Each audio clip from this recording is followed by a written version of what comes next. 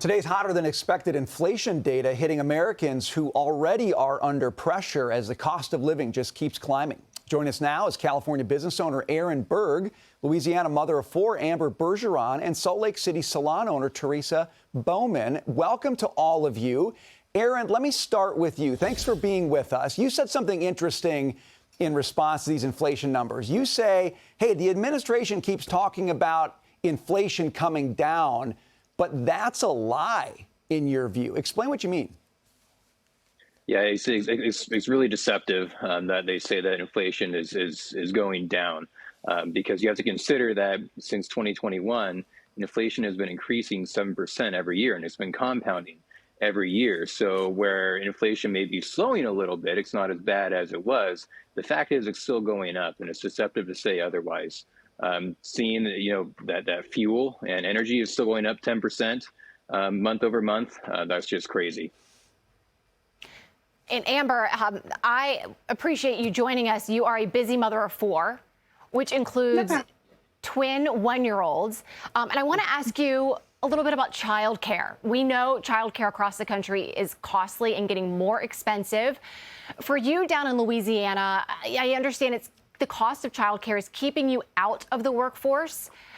Tell me, what are you seeing in your area? Is it the cost that is just too expensive? Is it a lack of options? It's both, honestly. The main thing is the cost, though, and then being that I have one-year-old twins, that's double. It just doesn't pan out to where we would benefit from me working. And a lot of mothers are having these issues trying to go forth and work and just provide for their families. And, you know, as much as we love being able to stay home with our children, that's our pride, that's our joy. Mm-hmm. At the end of the day, we would like to be able to go to work and financially help out as well. Teresa, I'm going to come over to you. You own your own business, salon. And something that struck me was the costs of running a business right now. $6.50 for a tube of color. That's what it used to be. Now it's 11 to 13. So it's more than doubled. You have to pay your employees more. You weren't able to bring as many back as a result of COVID. Their expenses are higher, so they're always asking you to pay them even more than 15 or 20 an hour. How do you make it work? Correct. It's hard to make it work with costs like that to give the girls enough money to, you know, cost of living is like $2,500 a month for a downtown apartment. That's okay. Up to $4,000 a month, and their wages were, you know, 15 to 20, and on that kind of income, they can't make it with car insurance, car payments, and food and everything else. And some of them are single moms as well, so they're paying daycare and having to worry about food going up and their apartments going up, and it's just hard for them to make it. Aaron, you know, we talk a lot about the causes of inflation, and we say it's government spending, but I think it's interesting. You really pinpointed regulation. You said regulation is killing your business, and I bet that's true for all of you. But Aaron, explain how regulation has been so tough. Well, I think one of the main things is the regulation on fuel production, energy production. There's been increased regulations on emissions, and you know, the current administration just banned more drilling in the Arctic. That's going to increase fuel prices, and that has a trickle down effect.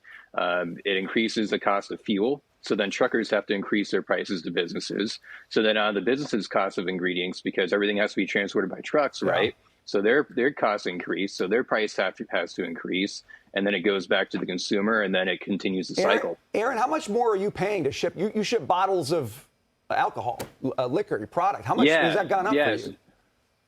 So I own a distillery here in Paso Robles. So I purchase bottles, and they come into the Port of Los Angeles. It used to cost me $150 to ship a pallet of 1,000 bottles from Los Angeles to my place in Paso Robles. Now it costs $300.